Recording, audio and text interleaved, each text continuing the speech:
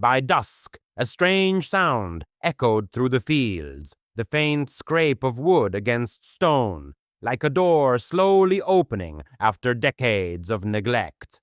The farmhouse sat in the open field, its white paint chipped and peeling, blue shutters hanging crooked, some broken entirely. The wraparound porch sagged under the weight of years, the floorboards warped and splintered, rattling with every whisper of wind.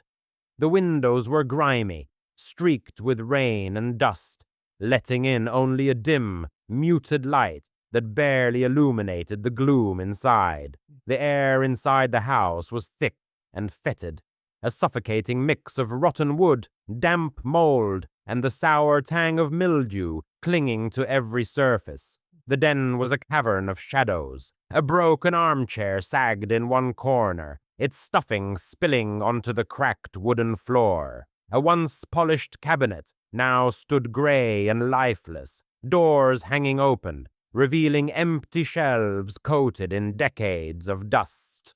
The walls, streaked with age and water damage, seemed to bow inward, pressing the musty darkness closer. No electricity ran through the house, and water had long been shut off.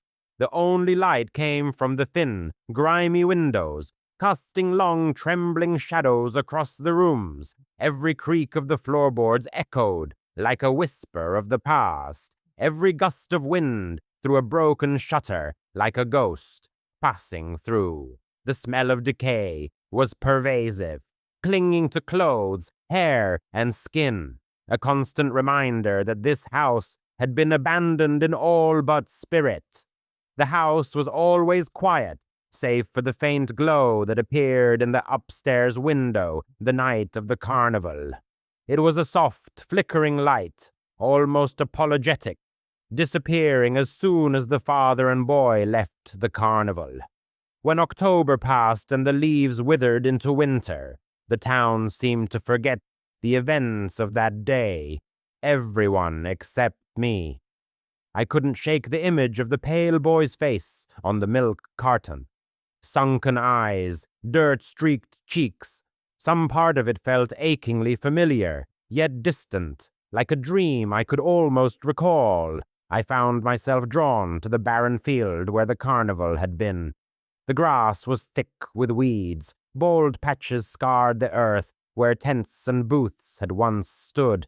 And then, in the distance, a luminous red glow caught my eye. A giant red balloon bobbed among the weeds, my breath caught in my throat. A few yards beyond it loomed the white farmhouse. 20 years before, inside the farmhouse, I crept through the farmhouse, clutching the red balloon to my chest like a lifeline. The air was thick, heavy with the smell of rot and mildew, and every breath made my chest ache. Dust hung in the dim light, filtering through the grimy windows, drifting lazily in the cold shafts of sunlight that barely touched the floor. The wooden boards groaned under my careful steps, each creak threatening to wake my father if I misstepped. The den was the worst. My father had passed out there again, reeking of whiskey sprawled across the sagging armchair. The smell of him mixed with the rank dampness of the room, a combination that made me gag every time I stepped inside. The carpet was threadbare, gray with dirt, littered with broken bits of furniture and shards of glass that had fallen from the shattered window above. The walls were streaked and peeling, and the ceiling sagged in one corner where water had been seeping for years. Every corner seemed to hold a shadow, every whisper of wind a threat.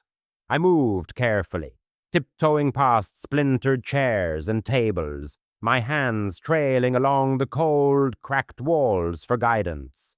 There was no electricity, no water, nothing but the echo of my own steps and the soft, haunting glow from the red balloon. My clothes hung loose on my shivering body. The winter chill penetrated even through layers. Henry's room was no better. Holes in the roof let the wind slice through, and the floor was always slick with condensation. He huddled near the window, staring blankly at the empty field outside, silent and pale, as though he had already forgotten what it felt like to hope. I had to be quiet. Every time my father stirred, his curses slurred and bitter, I froze. The house had a rhythm of fear, and I had learned to follow it, move when the father slept, hide when he awoke, survive until the red balloon appeared every October 12th. That one day, that small token of joy, was my only anchor in a house that smelled of rot and despair, dimly lit and completely unforgiving. Even then, even in those fleeting moments of light, I felt the house's weight pressing down, a silent witness to everything my father had done and everything I had survived. It was alive in its decay, creaking, smelling, whispering, and I was its prisoner, its secret. Even inside that rotting, dark house, I could still feel the pull of the carnival. Every year, October 12th was the only day the world outside seemed to reach in and touch me. I remember the day as clearly as if it were yesterday. The sharp scent of popcorn mixing with the earthy smell of damp leaves, the tang of gunpowder from the small firecrackers, the faint hum of music drifting across the field. From my window I would watch the lights strung across the tents, tiny points of warmth in a world that had otherwise turned cold and gray. Henry never cared for it. He would sit silently, arms crossed, scowling at my fascination. But I would press my face to the window pane, imagining myself running through the crowd, feeling alive for just a few hours. The house itself seemed to bristle those days, as if it knew something extraordinary was happening outside its decayed walls. Even the den that reeked of my father's whiskey and mildew, couldn't dampen the thrill that snuck in through the cracked windows. I would clutch my balloon tighter, feeling its smooth surface press against my palms, a bright, stubborn flame against the shadows. That small red sphere was more than a toy. It was a promise that even in this house, even under my father's gaze, there was a world beyond the rot and the cold. And yet, the moment the carnival ended, the house reclaimed me. The balloon deflated in my hand, not physically, but in spirits, the faint glow disappearing with it. The wind howled through broken shutters, carrying with it the scent of wet wood and decay, and the house fell back into its suffocating rhythm. I would retreat to the shadows, careful not to wake my father, careful not to disturb the silence that had been my cage for so long. Even now, years later, I can close my eyes and feel the house's oppressive weight and the sharp contrast of the carnival lights. The red balloon glowing like a star in the dark. It has never left me, and I have never left it. Tears welled in my eyes as I stood in the field, staring at the house. At that moment, it struck me with unbearable clarity. I am the lost boy. I am James, and the man I had seen wandering through the carnival crowd a few weeks ago. That was Henry. So much of my childhood had slipped into darkness, long forgotten, like the balloon now bobbing in the field. I had managed to escape the house and its suffocating weight, but it had consumed Henry, claimed him in ways I could not have imagined.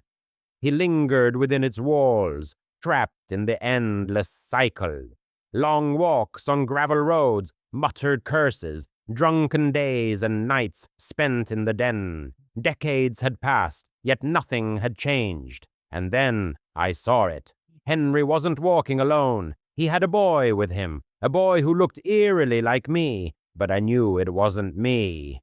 Just as our father had once shoved us through the crowd, Henry was pushing this boy forward, guiding him along some terrible path. I ran home and pulled out the milk carton again, my hands trembling. I had been mistaken.